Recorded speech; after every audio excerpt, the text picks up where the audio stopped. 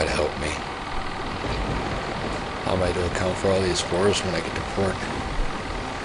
When I get to port. Will that ever be?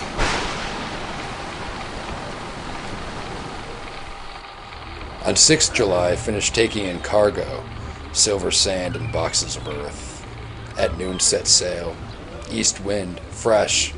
Crew, 5 hands, 2 mates, and myself, captain.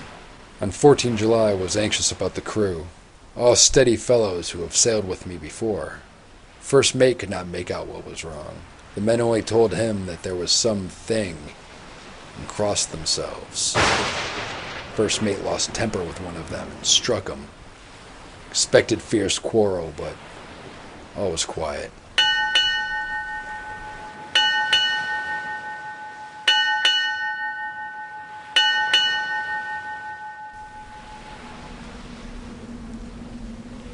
On 16 July, the first mate reported in the morning that one of the crew was missing.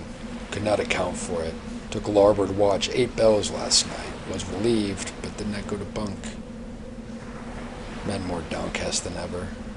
Said they expected something of the kind, but would say no more than there was something aboard.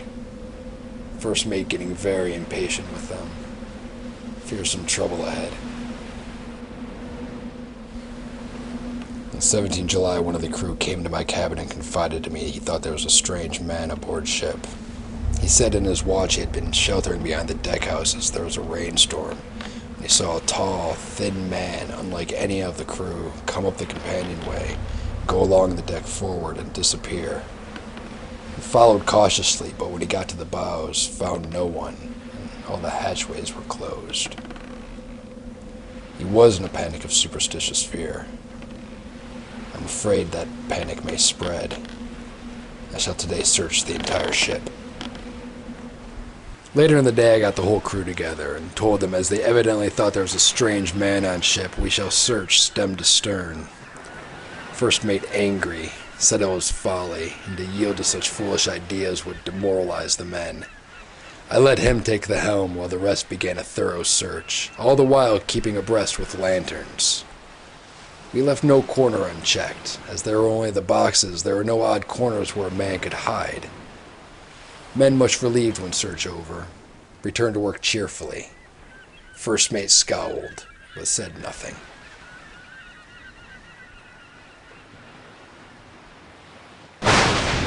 "24 July.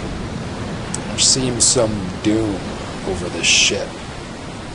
Already a hand short and entering the Bay of Biscay with wild weather ahead, yet another man is lost. Like the first, he came off his watch and was not seen again. Men, all in a panic of fear, sent a round robin asking to have double watch as they feared to be alone. First mate's angry. Fears some trouble ahead as either he or the men will do some violence. 28 July. 4 days in hell, knocking about in a maelstrom in the wind and tempest. Men all worn out, hardly know how to set a watch with no one fit to go on. They seem to be drifting to some terrible doom. 2 August, midnight. Woke from a few minutes' sleep, hearing a cry seemingly outside my port. Could see nothing in the fog. Rushed on deck and ran against first mate. Says he heard a cry and ran, but no sign of man on watch. 1 more gone. 3 August. At midnight I went to relieve the man at the wheel, and when I got there found no one.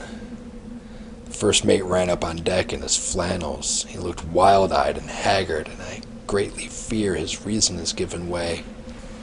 He came close to me and whispered hoarsely, his mouth to my ear, as if fearing the very air might hear. "It is here. I know it. On the watch last night, I saw him. It, like a man, tall and thin and ghastly pale.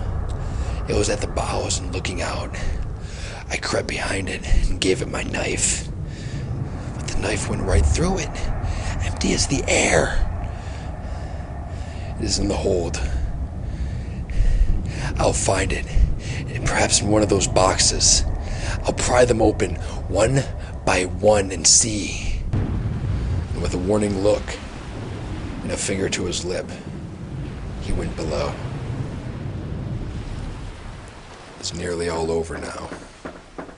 Just as I was beginning to hope the mate would come out calmer, for I heard him knocking away at something in the hold, there came up from the hatch a sudden, startled scream which made my blood run cold. And up he came, as if shot from a gun, a raging madman, his eyes rolling, his face convulsed with fear. "Save me," he cried, and then looked round on the blanket of fog. His horror turned to despair, and in a steady voice he said to me, "You had better come too, Captain, before it's too late. He is there. I know the secret now. The sea will save me from him. It is all that is left."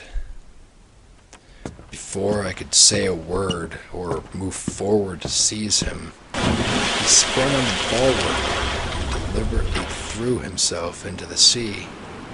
God, forgive me, but the mate was right to jump overboard.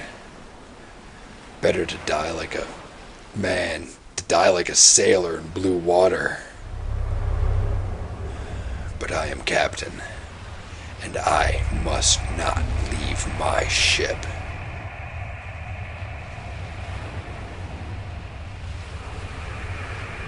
I am growing weaker, and the night is coming on. God, the Blessed Virgin, and the Blessed Virgin, and the saints, help a poor ignorant soul trying to do his duty. Poor ignorant soul trying